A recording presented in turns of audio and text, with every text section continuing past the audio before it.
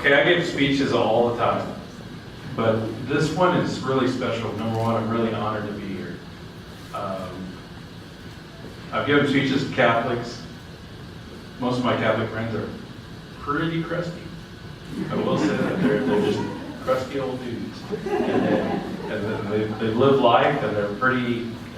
We don't call ourselves reverend; we are irreverent.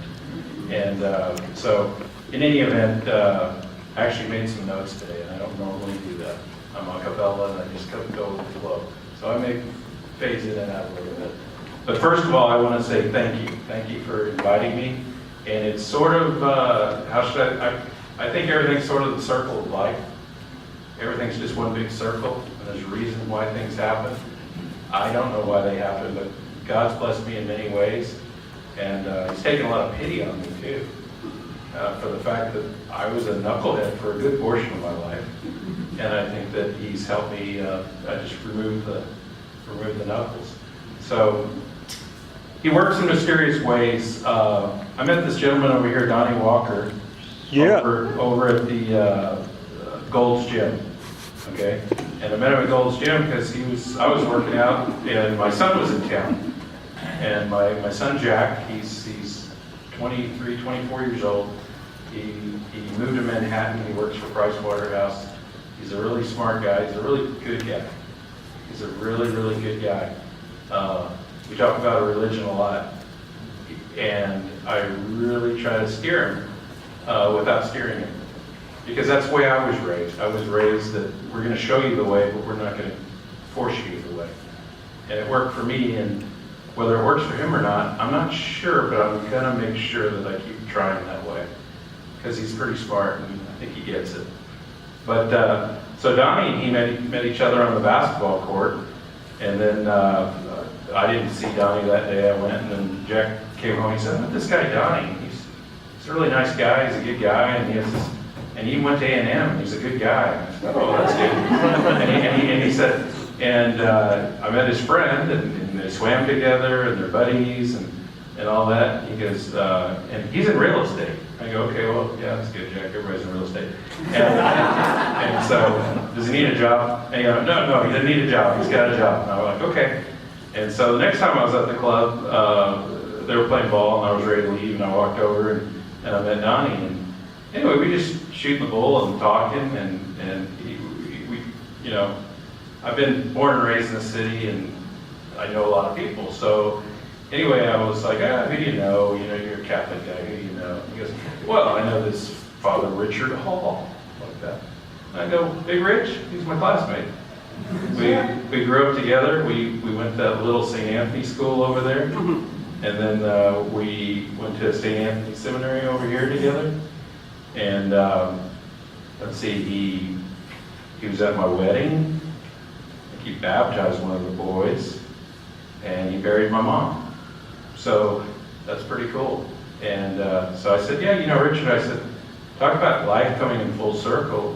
Richard and I, when we got out of college, we were kind of fat and out of shape."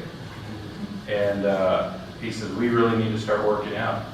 So the Oblates, they had a gym membership over at the old Racquetball and Fitness.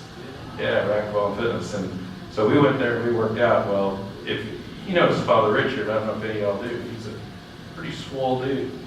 And he was really swole back then. And so we worked out, we were crazy, and we became these meatheads, and just lifted a lot of weights together and then he went to the valley, and I said, "Thank God. I don't have to work out 5 days a week with Father Richard."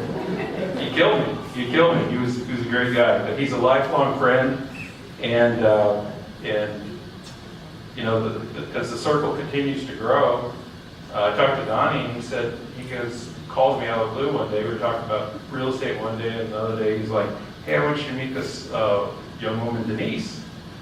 And I said, "Sure, what's up?" And he goes, "Well, we're part of this group called YCP."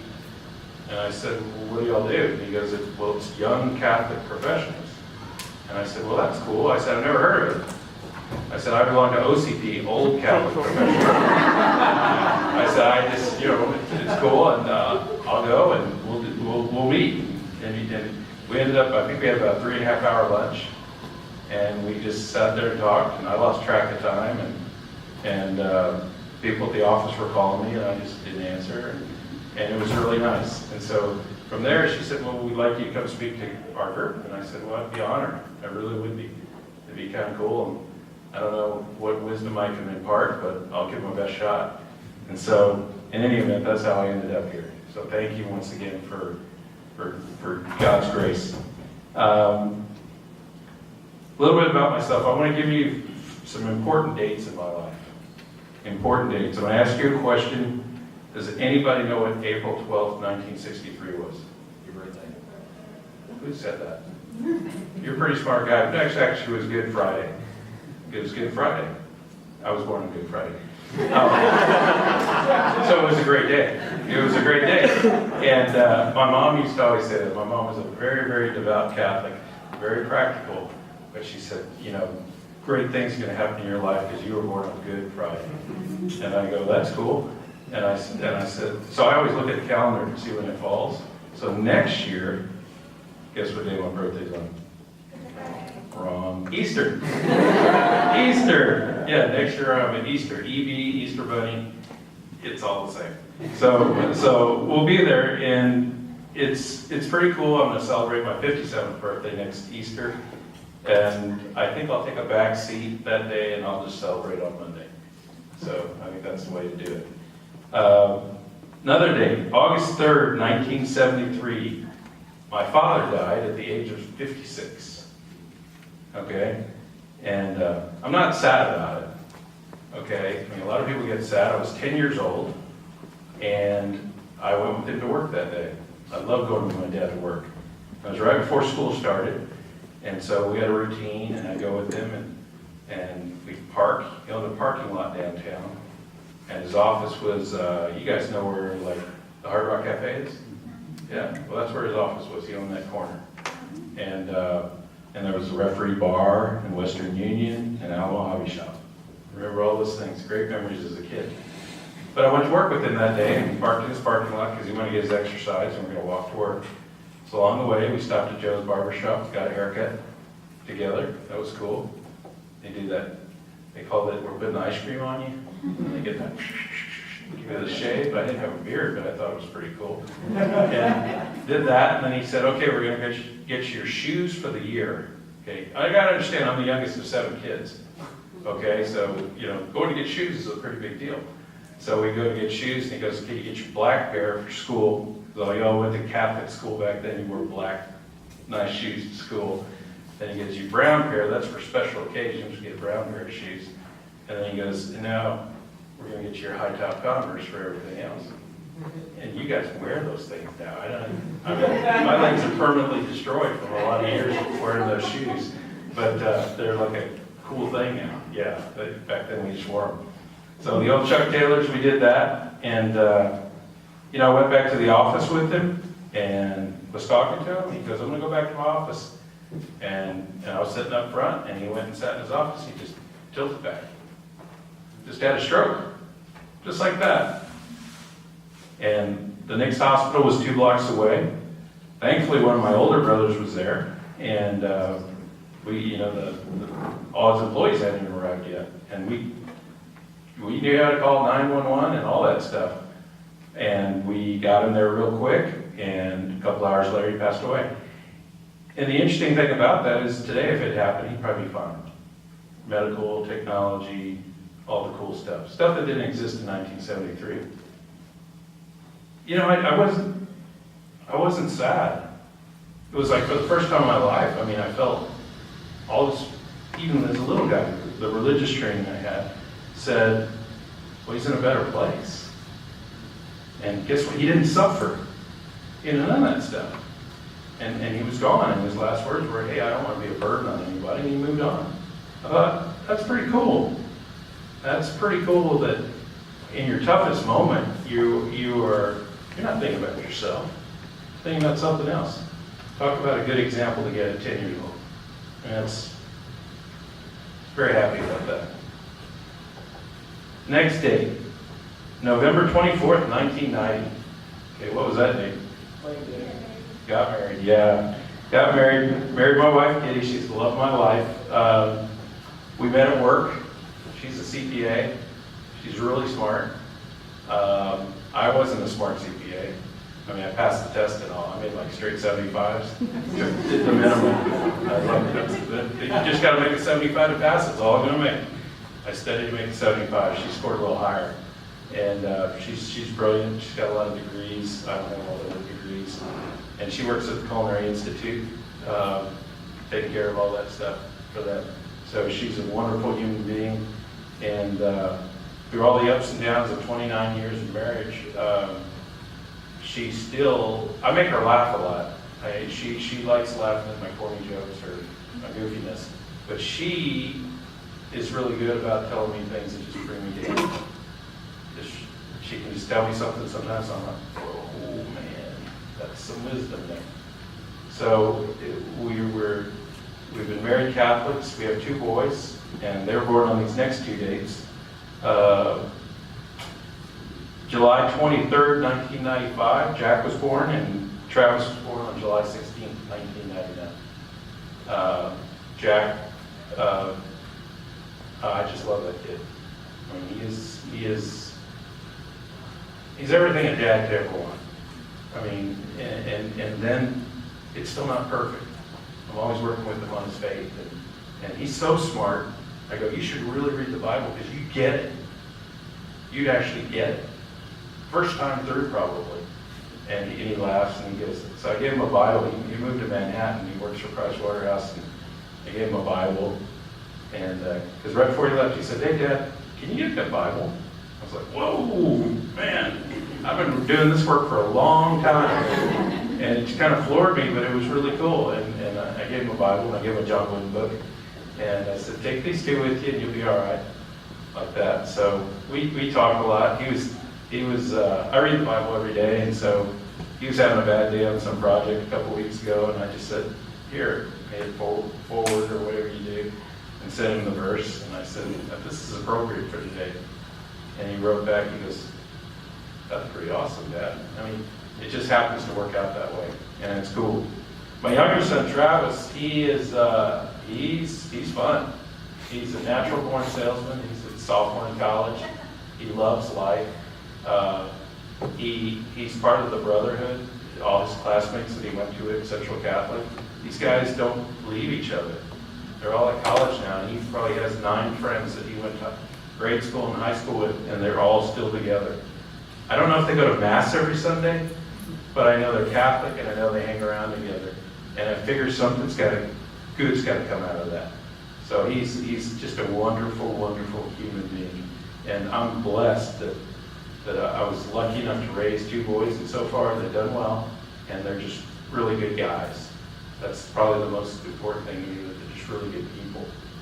And so those are 2 great days. 24th of 1990, or the 23rd of 1995, and the 16th of 1999. Wasn't planned that way either, they were a week apart. But August 13th, 2018 was the day my mom passed away at age 98. Now my mom built this church. I mean, she started the 24-hour, what do they call that? 24-hour prayer thing? Adoration, yeah, that's what it was. And I guess she was having trouble recruiting for the 3 to 4 slot. She recruited me. I was like, "Mom, are you trying to kill me? I'm a young professional." That's when I was a young professional. And she goes, "No, you got enough energy. You can do it. You don't even come home till 2. So I was like, "Okay." So it got to where I was getting home, and I was just staying up that extra hour and then going to adoration, 3 to 4. And then I thought, well, I'll do the 5 to 6 shift because they have like a 7 o'clock mass. So I'd be here pretty much all night, 1 day a week. And that was cool. So coming here brings back such tremendous memories of growing up in this parish. I do know every inch of this place. That basketball gym I owned. I mean, the priest, I was a real good basketball player, I'm just going to say that. And the priest gave me a key. I mean, I could go practice there anytime, day or night. All the priests trust me. They said, as long as I swept the floor and locked the door. So I literally owned that gym from age 9 through about 18, about 9 years. And it didn't have fiberglass boards back then. They said these square wood ones. that started out as oldest. But that's another story for another day. Anyway, this place just brings back great memories, and to come full circle again and be here is just incredible. On that day of August 13th, when she passed, I was with her. I moved her, she had lived 98 and a half years in really good health. And lived on her own until she was 98 and a half. And then she had a little health issues, and she went down kind of quick. But her last couple of weeks, I moved her to the corner of the street where I live. And so every day I would go to work, and I'd drive, get up, go see her in the morning before I went to work, and then I'd go to work, and I'd come see her at lunchtime, and then I'd go back to work, and then I'd come see her on the way home. So I got to see her 3 times a day for about her last 12, 13 days. And it was pretty cool. It was very cool. And of all my siblings, I have a blessing that none of them have. I was with both of our parents when they passed away. And my mom, I mean, honestly, I don't know for sure, but if conversations I have with God, I'm pretty sure she went straight. There were no detours, there were no nothing. She was just a wonderful, wonderful human being who guided me in my faith from a young age. I mean, I'd just feel a little disappointed about something or feeling sad for myself, or I didn't score high on a test, and she goes, you gotta have faith. Just pray on it. And I mean, she was so practical. She never forced any of myself or my siblings to go to church, but I always went to church with her. Always went to church. Stations of the Cross, everything. She's not about that tall. I mean, she could just give you the look, and it was over. And you did what I call it the Vulcan mind meld. And then next thing you know, I was at church. I was at church with her. I was a good altar boy. I did the altar boy thing. I told Denise that I was a good altar boy because it paid well. I did all the funerals. I did tons and tons of funerals in that church. Because they call you and say, hey, we need somebody quick. And I lived right on Rosewood, so I was like, I can be there in 7 minutes. I got a bike. And I'd be there, and I did a couple of weddings, but actually funerals are much better. They pay better, and the people, they end quicker too. Because the weddings, everybody wants to hang around, take pictures. Funerals, we got to go. So it was pretty funny, and all the priests here were really, really good to me. Losing your father at 10, you look for a lot of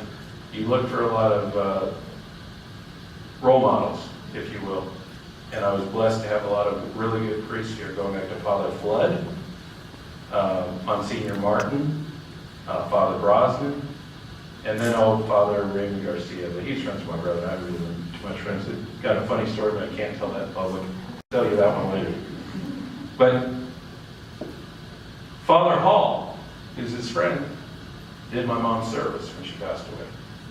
Went to the cemetery, and then we were talking, because that's where his mom and dad are buried, over at Fort Sam. So my dad and my mom, they do the double tombstone thing when you're in the military, and that's Father Hall's parents were over there as well. So I'd gone to their services. That's full circle, man. That's life. And I don't really mourn death at all. I just want to share that with you. Death is just a gateway to go to somewhere a lot better than here. Because I always call it doing time on Mother Earth. I mean, you're here doing your time, and you're trying to do the best you can here. But the promise of where you're going next is so much greater. I mean, it's truly so much greater, so you really don't have a whole heck of a lot to worry about. We're going to talk about some business things in a minute, because you can ask me all the questions you want. And I'm going to cut it short here in a minute. But I did mention I am part of OCP, because since you guys have this, I started my own club. And because it's a club of one. Well, there's 3 of us. There's me, myself, and I.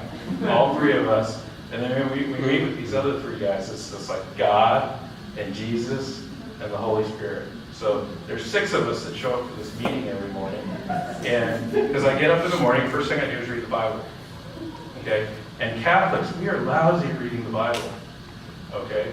So my buddies, so I go to a Bible study with evangelical Christians. And I'm the novelty I mean, I come there, I can't quote it, I can't, I can work my way through it a little bit, I kind of really butcher it, but these guys are like on point. I mean, they're like, da-da-da-da-da, but they love me, they love asking me these questions about why we kneel so much and stand and do all this rituals and all this stuff. They want to know about last rites. The last one I was up, they want to know about last rites. Because one of our buddies died. So they want to know, what's this last rites thing? So I had to kind of go through that with them. And so it's very, very, very entertaining. But I'm learning a lot. I'm learning a lot by hanging around with good people that don't necessarily walk perhaps what we consider the same path, but they're walking the right path. And they're very, very inspirational to me. Gosh, what else do I have to say? I wanted to let you know that there's a lot of scripture I've been reading lately in preparation for just coming here that talks about working. And you have to ask questions about working and how do I deal with this situation or that situation. I want to go through those as best I can. But I'll tell you what, God was the original worker. Because I'm just going to read you something. It's Genesis 2 and 3. And by the seventh day, God completed his work, which he had done, and he rested on the seventh day, and from all his work, which he had done. The God blessed the seventh day and sanctified it, because in it he rested from all his work, which God had created and made. He was the original worker. I mean, he set the example for what we do. And I know some of the things we're going to talk about is a work-life balance and how do I deal with the situation. And I deal with, when I spoke with Denise, when I met her, she's like, yeah, in my situation, I work with a lot of people that are non-believers. I work with people that I don't get inspiration from. And I'm like, that's cool, you got to work twice as hard. You got to work twice as hard to show them the way, to help convert them if they want to be converted. But either way, you practice the best commandment of all time. Because what did God say? He just said, love one another. Love one another. He didn't qualify it, right? He didn't say, hey, just love the people that are like you, or love the people that treat you well. He said, no, love everyone. And that in itself is just the ultimate commandment. You can read the other 10, they're pretty good. But that one just steps over all of them. So I wanted to just remind you of that as we talk about some of the situations you guys face and some of the things you see. I like this other one. It's Proverbs 22:29. It said, do you see a man skilled in his work? He will serve before kings, but not serve before obscure men. What does it mean, y'all? Anybody? He will serve before kings, but he will not serve obscure men.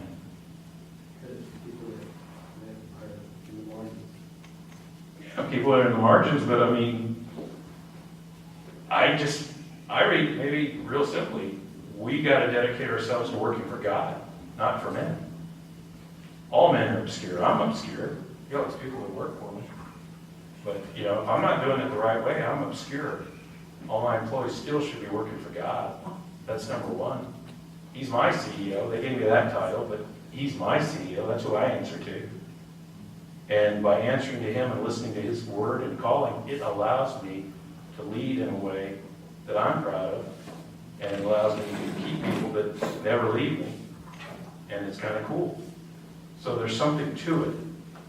And you're going to face these challenges where, my boss, I think he's an atheist, and he doesn't like his wife, and he treats kids like garbage, and his employees not very well. Well, you got two choices. There's the door. You can run as fast as you can, or you can say, hey, I'll bear this cross. I'll work my way through this. I got to learn my craft. This is where I got hired to learn my craft, and I'll work my way through that. Because that's the challenge. It's a challenge that's been thrown at you, and you can run from it. Heck, I wouldn't probably blame you if I met a few of your bosses. You can run from it. Or you can sit there and go, I'm going to be the inspiration. I'm going to be the light. I'm going to be the one that overcomes all those things that I just go. But don't get me wrong, it's okay to run every now and then. If you got somebody that's that bad or tough, you got to think it through. But at the same time, then just be more fruitful in your search the next time of who you want to work for, where you work, and what you do. So that's about work. My profession of me is a ministry from God. And I didn't learn that till I was 50 years old. What, 56 now? I was a little slow. Okay? Because all this time, my entire career, I worked for other people, right?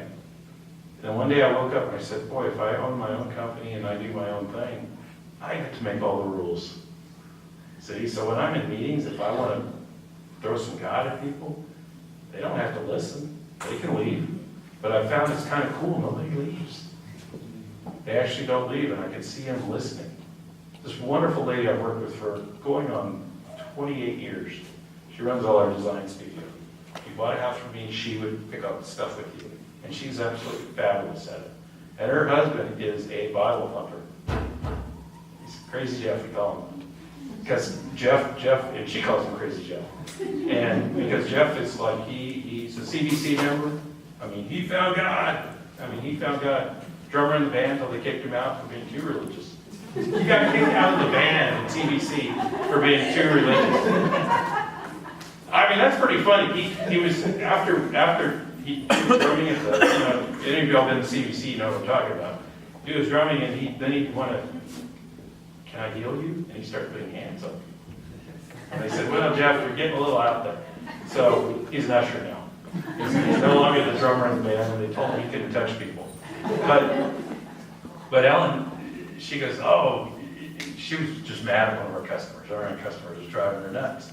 And she goes, I just can't believe it. That guy, I think he's going to go to hell. She just said that. The customer, I said, well, Ellen, slow down.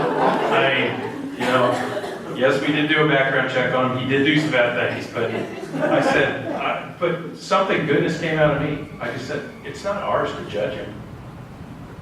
She goes, oh, no, he's bad. I know his background. And we checked this guy's background because he was giving a lot of people some hard time, and he's a different kind of dude. Let's just put it that way. But see, when you buy a house, you can't check off this box, different kind of dude. And they call that discrimination, believe it or not. You can't discriminate against who you sell houses to. So we're stuck with him. We closed and everything. And I use these little verses like, this too shall pass. Well, they were mean to you, turn the other cheek. Let them walk you a little bit. But at the same time, I said, Ellen, it's not our place to judge. It just really isn't. And the coolest thing was she was just like, oh, and she walked off. This is a really pious and good woman. But she sent me an email that night at like 9 o'clock. And she said, I thought about what you said, and you were right. You shouldn't judge anybody. And I thought, man, I'm finally doing God's work. And it was kind of cool.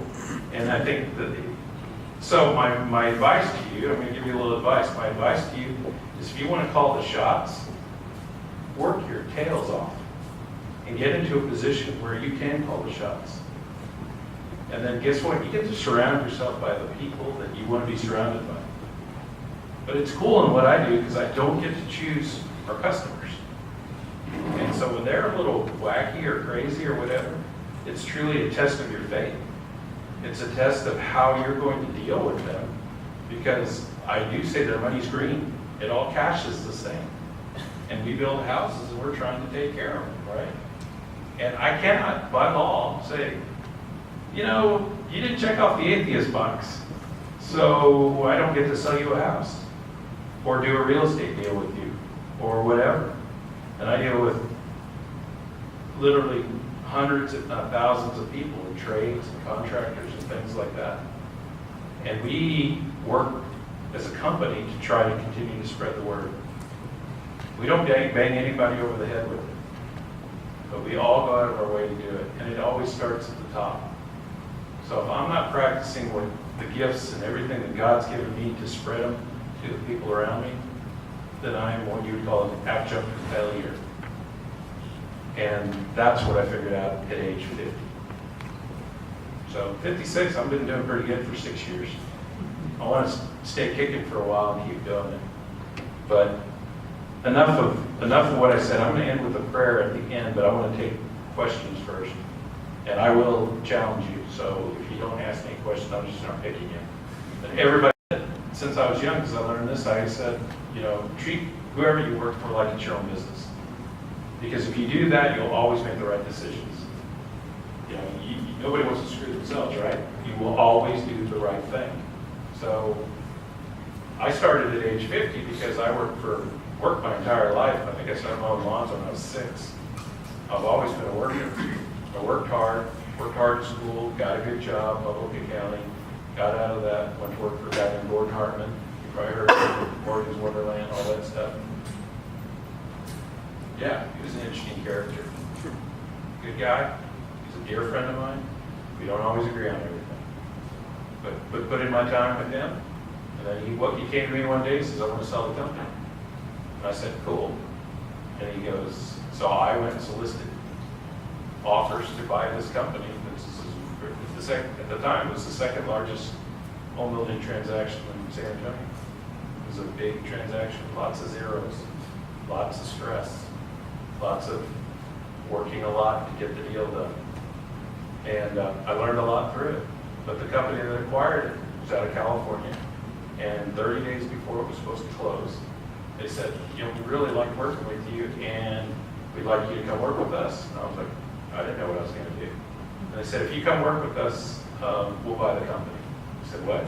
No, if you're not going to work with us, we're not going to buy the company because we don't really like working with Gordon. And nobody else in the organization can do it. And I said,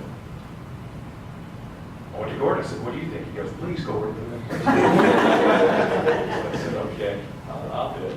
And so I went to work for them, and I worked for them. Really good family run and organized business out of San Diego. Boy, we had some cool religious talks. Because they weren't super religious. But some of the nicest people he ever met. And I remember one day I was with Mark McMillan. He's a rather large guy. He looks like who's Bluto from Animal House. John Belushi, yeah. He looks like John Belushi, and he's an off-road racer. They're race car drivers. They're just really cool people. And he said, "Oh, I'm so happy." And I go, "Why?" Because I've been talking to you for a couple of years. I've been working with him. He goes, my son came and said he wanted to go to a Christian school. I was like, what? I mean, because, they usually went to Loyola High or whatever. And he's like, they went to this Christian school. He goes, it's really cool. My son comes home and he talks about the Bible and stuff at dinner and all that. And I said, well, what did I have to do with any of that? He goes, well, at one time you were talking to us, he heard you, and he said, I want to go do that, Dad. And I thought, well, that's pretty cool. You're influencing people you weren't even trying to influence. I mean, you were just doing your thing, and somebody heard it. And so that meant a lot to me. But working in California, I think I was talking to a few of y'all earlier, it's a whole different breed of cat out there. I mean, I worked a lot in San Diego, and people are really nice, but they really like their houses, their cars, and they worship a lot of false gods. What's important to them. And I just didn't, I was like, okay, I mean, y'all are nice, and I only have to see you 5 or 6 times a year, and I'm on a plane, and then they're flying me back, and I said, this is cool. But one day, Mark came to me, and he said, we're the second generation of this family, and the third generation is our kids, and they like living off their trust funds and driving race cars. And he said, so we're thinking about taking the company public, and he said, well, we're not going to do that. And I go, okay. And I go, well, how would I buy it from you? He said, you want to buy the Texas operations from us? I said, sure. I don't have anything else to do. And I said, all these other people that have worked with me for all these years, I can't leave them. I drive. So my motivation was to serve others. My motivation was to work for the people that had always taken care of me for all those years. So I bought the company and kept everybody on board. And it was tough, and it was a struggle.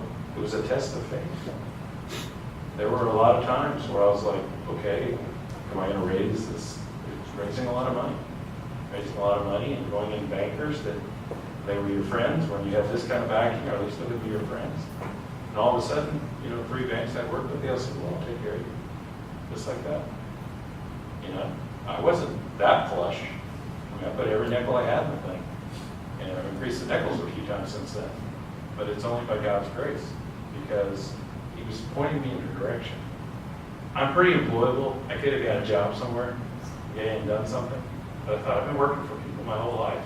This is an opportunity to become what I like to say is a servant leader, is to serve all those folks around you, and good things will happen. You know, I've seen a lot of things in my life, and I've seen a lot of bad things in business. Seen bad things the last couple of days, and just, you know, it blow your mind. But you have to rise above it. You have to avoid the fray. You have to learn how to deal with these obstacles that are going to come at you in your business career, and figure out, how do I retain me? So it took me 50 years. I hope you guys get there a heck of a lot faster than I did before I can start to figure it out. But I've had a fun last 6 years. And they were fun before that too, but fun in a different way. Next. Yes, sir. On average, how many hours a week do you work? A lot less than I used to. Yeah. Yeah, I really do. I volunteer a lot more now. I'm on the board at Central Catholic, which is pretty funny because I left there after my freshman year and they made me come back. So I'm on the board of directors at Central Catholic. I do extensive work with the food bank because, I had them in tears last year. Every year they made me give a speech after the Million Summer Meals program, and because that's what we're really involved with. And I just said, well, my mom was the original food bank. Because my mom, we lived over there, every kid in the neighborhood came to eat at our house. And we didn't have that much. She was like a fishes and loaves kind of person. And she could make it happen. I mean, my mom was the greatest short order cook you've ever met. She could take any 3 ingredients and make a delicious dish. And everybody came to our house to eat. Everybody came to our house, they didn't leave. I mean, it was just kind of the place you hung out. It was cool. And then if you didn't eat, she'd go, well, what's wrong with you? You don't like my cooking? And then you eat. So, I mean, she was a great person, but I saw how she served people. We didn't have much. And when you're 7 kids and your father's gone and stuff like that, I mean, the thing that stuck out in my mind was a woman by the name of Mildred Burrell, who lived across the alley from us. We grew up with their family too. And she was a cook at Central Catholic. And so, you know, when my father passed away, my mom went to run his business. No experience. She was a nurse, retired, and she went to go run a finance company. That's a lot of faith. That's a lot of faith, and man, she figured it out pretty quick because she had mouths to feed. But Mildred Broll, when I come home from school, and I don't know, any of y'all were 10 years old, and you come home from school, you're hungry every day. There'd be a box of food on our back door. Whatever was left over from Central, it was hamburger day, it was hamburgers. It was enchilada day, it was enchiladas. Meatloaf day, whatever. I never forgot that. Never, ever, ever. I mean, the kindness of that lady, who was just a wonderful, wonderful old Polish woman, to do that. And then when I got involved with the food bank, I said, this is full circle again. This is everything coming back around. So I do a lot of stuff with the food bank, and it's really cool to feed people. And we work in a program that takes care of the kids during the summer. All the kids get free meals during the school year. Once school ends, they quit eating, typically. I mean, they have to figure it out, and that's where the food bank comes in. So it's called the Million Meals summer program, and I think last year we did 12 million meals. Pretty cool. Pretty cool. So I do that. So you answer your question. It's a long-winded way of saying, I figured out there's more stuff than work. And as a guy who's worked a lot in his life, I figured out it's kind of cool when I go, I'll see y'all, I'm just going to leave now. And go do something. Whether it's, you know, come here or whether it's work at Central Catholic. I go down there a lot. Oh my gosh. I think they want to be chairman in a couple years. They're grooming me. Another 5-year commitment. Come on, man, you kill me. But it's very, very fulfilling to go down there and see all these high school kids and all boys school. Went to the living stations of the cross on Holy Thursday. I mean, just to see it. see these guys and the staff and what they're trying to accomplish. And there's a lot of knuckleheads there, okay? But the knuckleheads are getting it, and it's cool. It's very cool. So I do that, and I volunteer a lot, and I spend a lot more time with my wife. And she likes it that way. She did tell me, though, she said, you know, the boys left, and you kind of replaced it with a lot of this board activity, being on boards and stuff like that. And I said, no, we always make time for each other. I'll meet her tonight when I leave here. So, yes? Yes, sir. I have a question. I appreciate you sharing how now that you're in the position you are, you spend a lot more time volunteering. What advice would you give us? We are in the midst of our career, and we may desire the same that you have now, is more time to volunteer.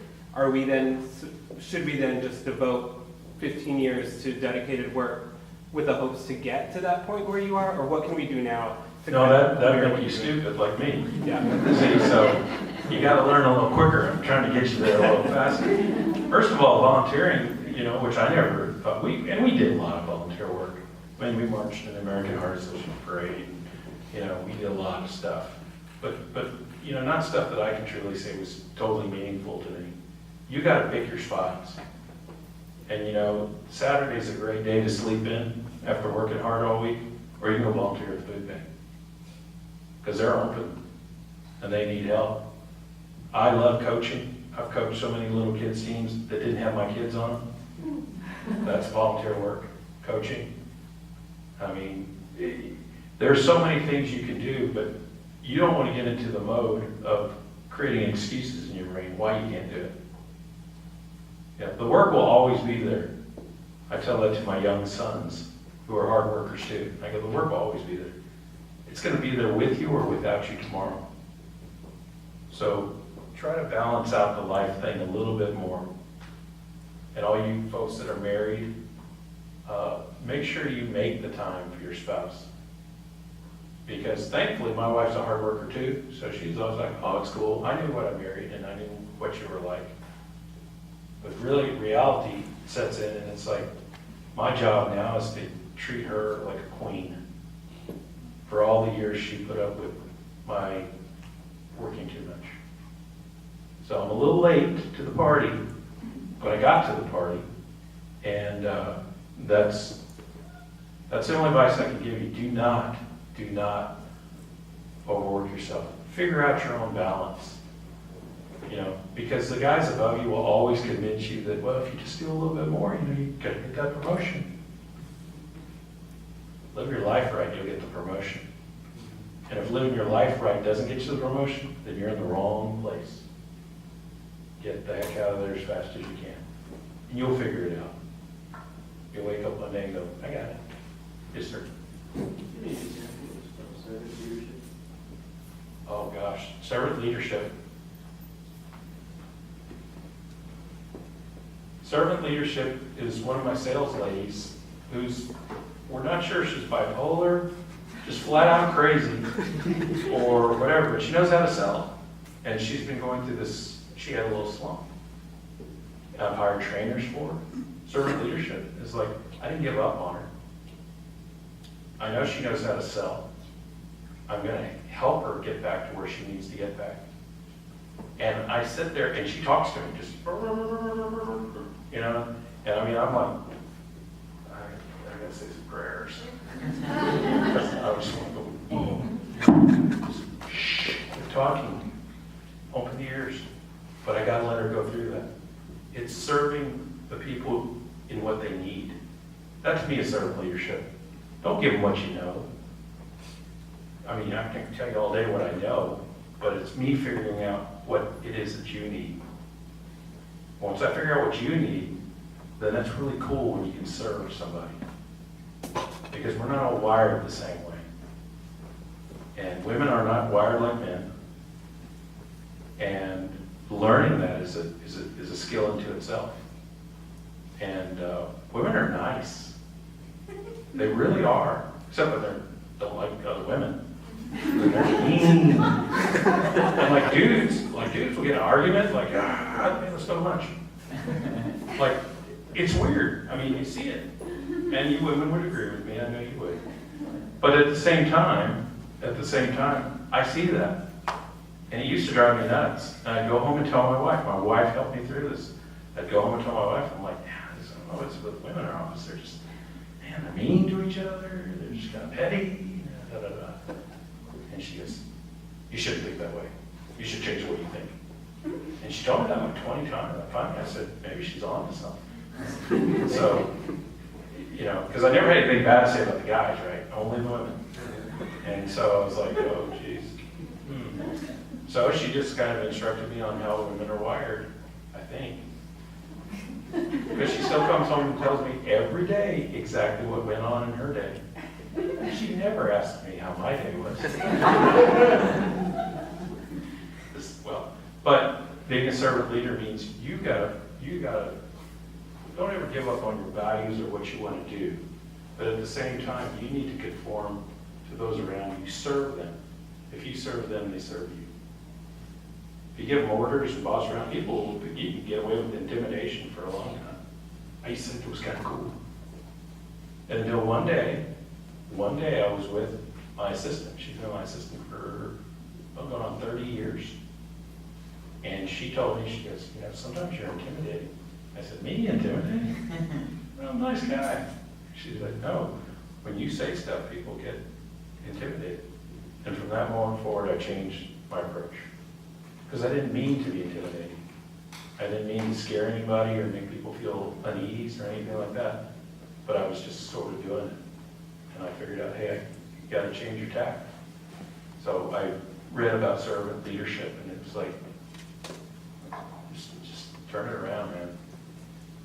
You're the boss in name only. Serve other people, act like you work for them. And it works real well. I have a question. I'm a safety professional, so I'm aware that when I come across workers or employers, that I can have a huge impact on the things that I say or don't say.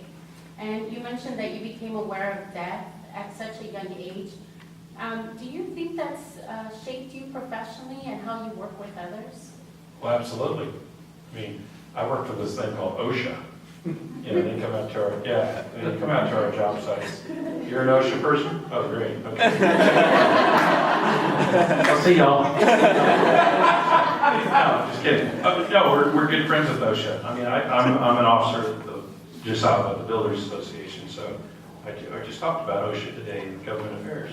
And it's sort of like one of the things we do is we say, hey, OSHA's out looking at a KB home or something like that. We broadcast that.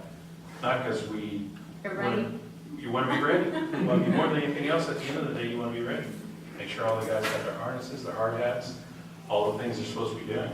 And your profession's tough because you can see something and people can be nice to you, thinking, "Oh, come on, and you're like, "Well, should I be hard on them?" Because when they don't do what they're supposed to do, it could result in death. Well, I've had people die on my jobs. I was developing a subdivision and a guy killed his own brother backing up a D50. And his brother was driving it and he was directing traffic and he didn't see him and he just ran him over. That was not a good day. Now it wasn't anything we did, it was the GC, you big GCs you deal with. But who wants anybody to die on their job site? It was tragic. But if you do your job right, as best you can, you may prevent that. You may. This can be prevented. It was just an accident. And accidents happen. But yeah, I think your job is tough, but you've got to do it the right way. And the right way when you do it is protecting lives. So yeah, I think I do it the right way. Keep doing what you're doing. Just not on my job sites. Yes, ma'am. We have time for one more question. What? Is it your question? You don't have a question. No, I just wanted to know if we have time for this one more question. Yes, sir. I'm curious how your Catholic faith influences the decisions you make as a real estate professional. I mean, it seems like housing affordability is something that's talked about a lot. And I'm wondering. I was on the mayor's task force. What happened? Yeah, what happens is politicians like talking. And they like coming up with great ideas, and it's people on the staff that actually come up with the recommendations. You know, I worked on it for over a year, now they want me back to the second round. So I hope Ron Nirenberg wins, otherwise there won't be a second round. And I'm not trying to be a paid political announcement guy. I'm just saying, if the other guy wins it, the mayor's task force probably goes away. Okay? So the idea behind it, affordable housing, and what we can do to help do that, it requires a lot of, my job was to educate from a construction and a finance point, the city, to tell them, when you do this, you can't do this. You know, when you charge impact fees that are $15,000 to $18,000 per house, has to get a building permit, a water permit, a sewer permit, just the permits. And you haven't done anything yet. And how do you expect to build affordable housing?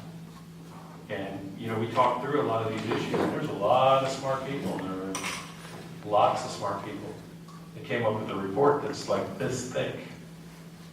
And so, yeah, I just got called the other day, asked me if I wanted to go for round 2.